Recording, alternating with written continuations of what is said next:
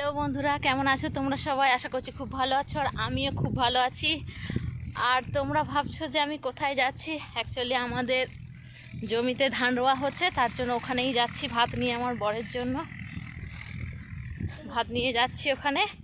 আর তোমাদের অনেক প্রশ্নই থাকে, তার মধ্যে একটা কমন প্রশ্ন থাকে যে তুমি ভিডিও কেন করো, এরকম খারাপ খারাপ ভিডিও কেন করো। তাদের ঘরেই বলতে চাইছি ভিডিও কেন করি। আমি বিয়ে হয়েছি না, সব সময় বরের কাছে চাল দিতেও তো একটু কেমন লাগে না? কারণ খাই তো আমি শ্বশুর শাশুড়িদের ঘাড়ে বসেই। চলো এইটা দিয়ে চলো। হ্যাঁ, আমার মেয়েও যাচ্ছে সঙ্গে আমার সাথে। আর কিভাবে তোমাদের প্রশ্নের উত্তর দেবো আমি নিজেই বুঝতে পারছি না। বেশি কথা বললে আমার বড় আবার রেগে যাবে, কারণ আমার বর সেরকম ইনকাম করে না যে আমাদের সব দায়িত্ব নিয়ে নেবে, তারপর আমাদের পরিবারের দায়িত্ব নিয়ে নেবে, সেরকমও নয়।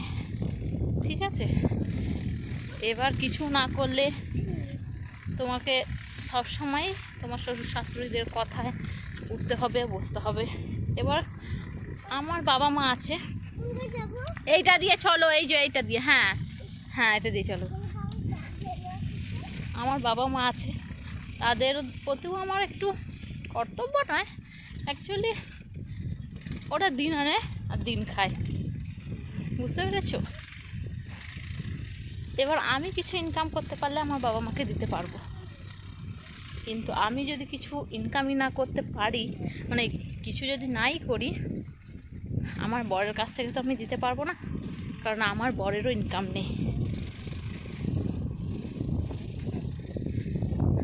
এইটা দিয়ে এই দিকে একটি দিয়ে, ওই যেখানে ট্র্যাক্টর চলছে ওইখানে চলো।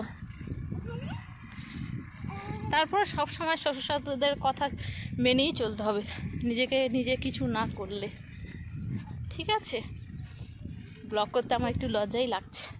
লজ্জা নয়, কারণ মাঠে লোক আছে তো অনেক। আর এমনিতে এসব কথা বললে সবার চোখে জল আসে, আমার কিন্তু সেরকম কিছু নয় মানে কি, আমি লোকের সামনে কাঁদি না, লোকের সামনে অতটা চোখের জলও ফেলি না।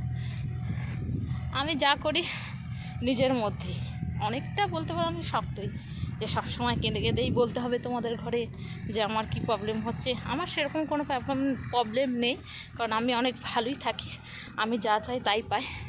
কিন্তু তবুও আমার মা বাবা আছে, তাদের ঘরেও তো দেখতে হবে নাকি আমায়। আমরা দু বোন, আমি আর আমার বোন। এইটা দিয়ে চলো, এইটা দিয়ে, ওই আলটা দিয়ে, হ্যাঁ।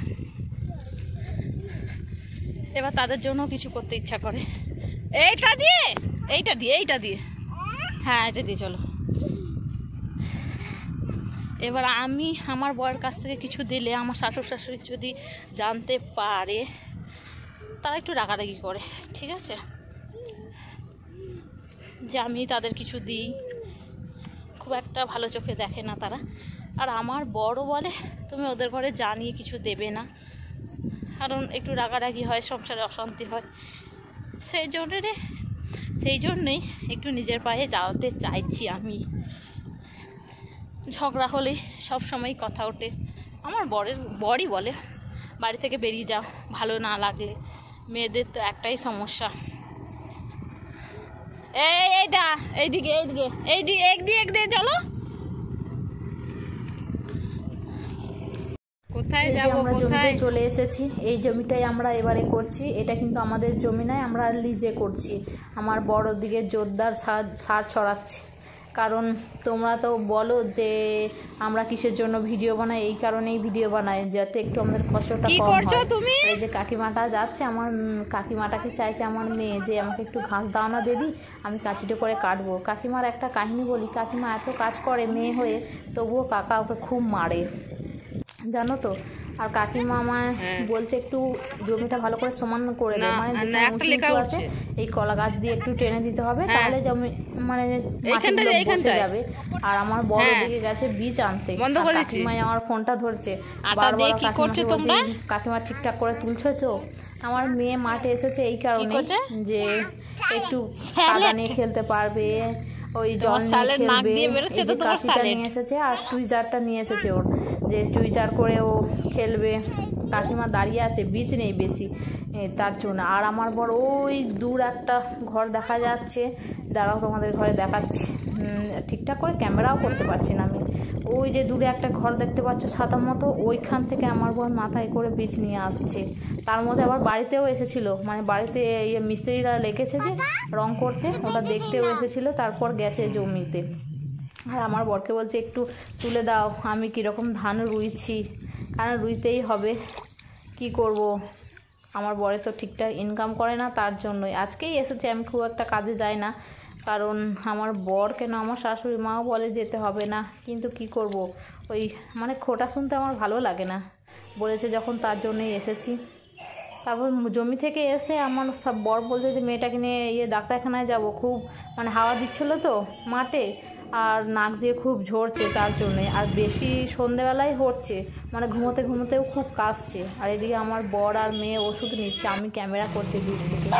আর এখানে একটা মেয়ে বলতে পারো, ওর বাবা হয় না কে হয়, প্রথমে ওই এসেছিলো, এই কালো মতো কুকুরটাকে দেখছে, ওর সুন্দরী নাম, আর একজন এই যে মনে হয় বালতিতে খাচ্ছে, ওর নাম ছিল পল্টু।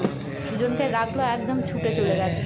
আর ওষুধ নিয়ে আমরা চলে এসেছি এখানে ফুচকা খেতে, দই ফুচকা। আমার বর সকাল থেকে তো খায়নি কিছু, একটু বিরিয়ানিও নিয়ে এসেছিলো, তার মধ্যে আবার বলছে চলো ফুচকাটা একটু খেয়ে আসি। মানে আমরা যেই রাস্তা দিয়ে গেছিলাম সেই রাস্তাটা ওই ফুচকার দোকান নয়, আমরা একটু ঘুরে এসেছি। আমি এখানে দুটো খেয়েছিলাম দই ফুচকা, আমার মেয়ে বাকি খেয়ে নিয়েছিল। তারপর আমি ওই তেঁতুল জল দিয়ে এমনি হয় না ওই ফুচকা খেয়েছিলাম। এর কাছেই খায় আমার বর, এর কাছেই পছন্দ করে। আর আজকের ব্লগটা এখানেই শেষ করছি।